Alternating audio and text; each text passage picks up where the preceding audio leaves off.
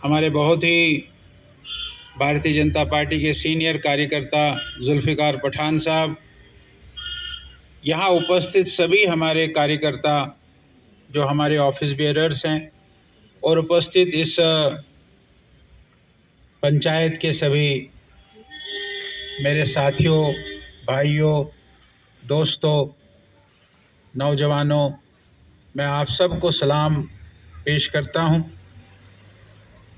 आप इस ठंड में यहाँ बैठे हैं और शाम के समय बैठे हैं, ये बड़ा गर्व की बात है।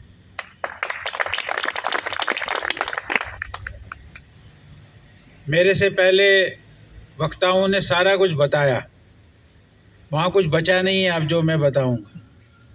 अब अगर मैं बताऊंगा तो वो शायद रिपीट ही हो जाएगा, इसलिए मैं कुछ बातें आपको जो बताई गई है, आपको भी एक पैम्पलेट दिया गया, उस पैम्पलेट में ये सारे स्कीम्स हैं। मेरा आपसे गुजारिश है कि आप इसको पढ़िए और इसमें आंकड़े हैं। जम्मू कश्मीर में कितना फ़ायदा हुआ, मुद्रा लोन हुआ है तो जम्मू कश्मीर में कितने लोगों को मुद्रा लोन मिला है। कभी कभी हम कहते हैं कि हमको नहीं मिला जी, ठीक है, मुझे नहीं मिला होगा, जिसको मिला है उसकी शाबाशी तो ले लो।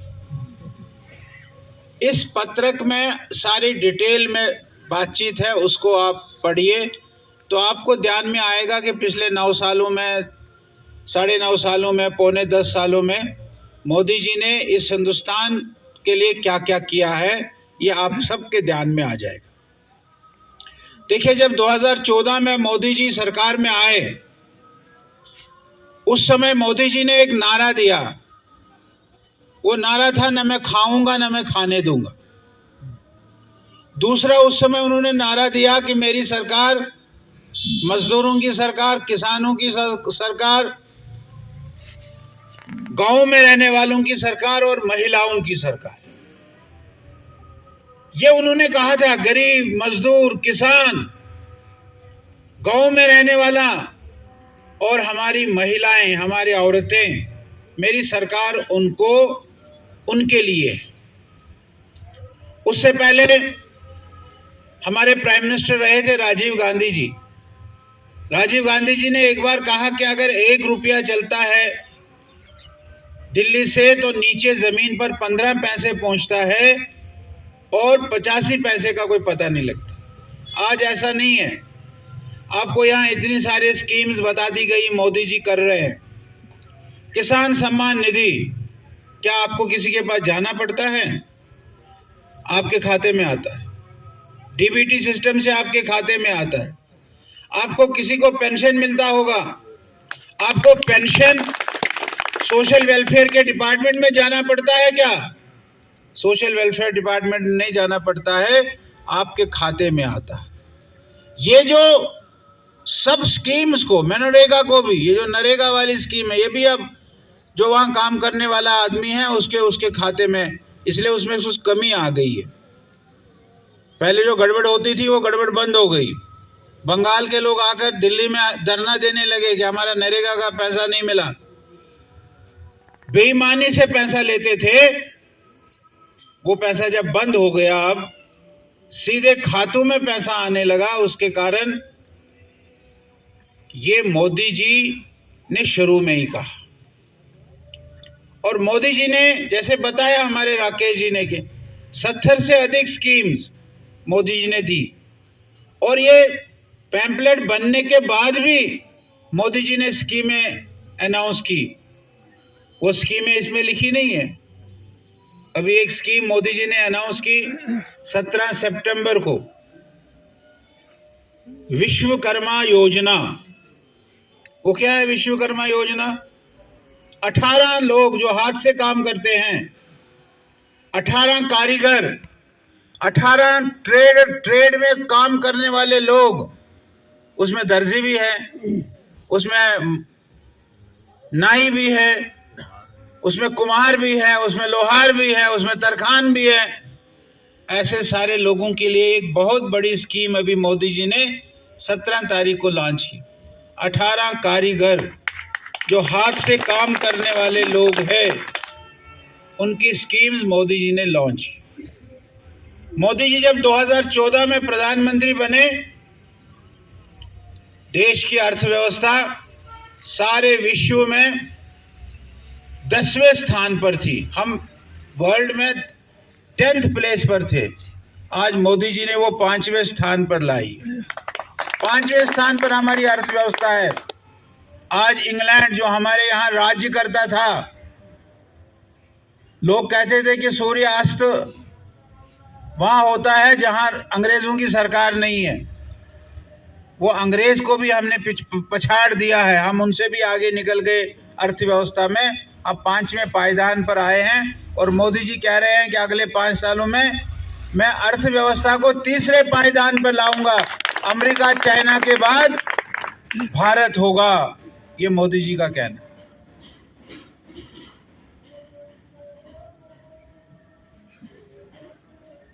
मोदी जी, अभी हमारे राजेंद्र जी ने बताया, वो चाहे G20 की बात कही इन्होंने, वो चाहे चांद पर पहुंचने की बात कही उन्होंने, वो चाहे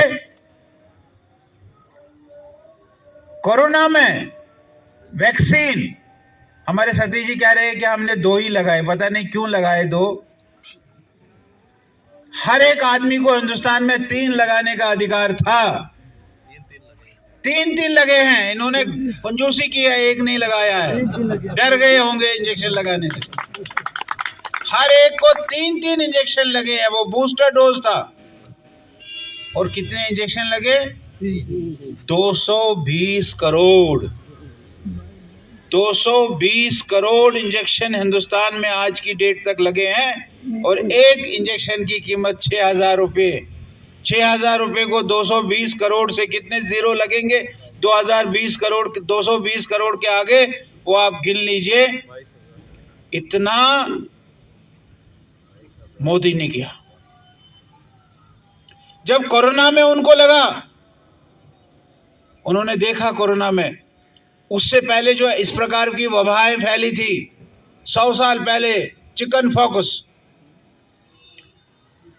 उसमें से लोग कैसे मरे थे, उसने वो रिकॉर्ड निकाला। रिकॉर्ड में पता लगा तो बीमारी से कम लोग मरे थे, भूखमरी से ज्यादा लोग मरे थे।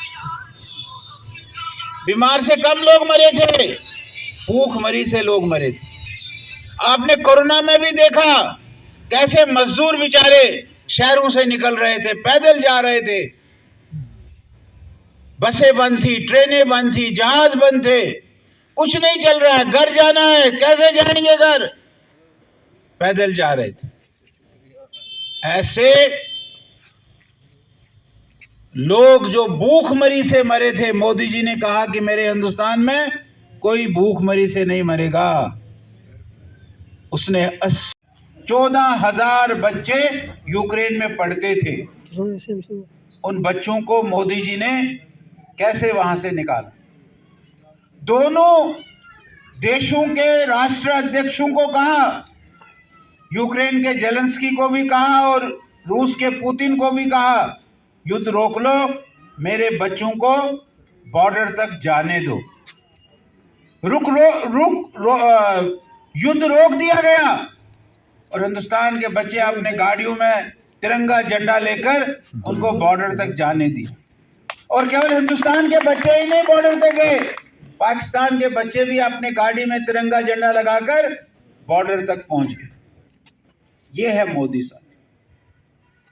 आज दुनिया कहती है कि आज अगर कोई लीडर है, वो लीडर कौन है? वो मोदी। मोदी जाते हैं, वो चाहे खाड़ी में जाते हैं, अरब देशों में जाते हैं, वो चाहे अमेरिका में जाते हैं, मिडिल ईस्ट में जाते हैं, तो वहां मोदी मोदी मोदी मोदी आप देखते हैं रेडियो पर, टीवी पर, वहां मोदी मोदी होता है। ये मोदी जी की आज पहचान सारे विश्व में बन गई। कहीं भी कोई गड़बड़ हो गई तो कौन इसको ठीक कर सकता है? मोदी जी कर सकते। हमको याद है 2004 से लेकर 2014 तक मनमोहन सिंह जी हमारे प्रधानमंत्री थे। वो जब अमेरिका जाते थे उनकी भी एयरपोर्ट पर तलाशी होती। हमारे देश के प्रधानमंत्री जी की भी तलाशी होती थी।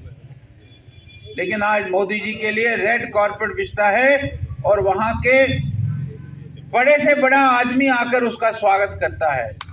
ये मोदी जी की ताकत है। मोदी जी 24 घंटे 7 दिन काम करते हैं। एक दिन में 18 घंटे 19 घंटे काम करते हैं। ऐसा प्रधानमंत्री हमने नहीं देखा। उनकी मां, मोदी जी की मां का देहांत हो गया, मर गई।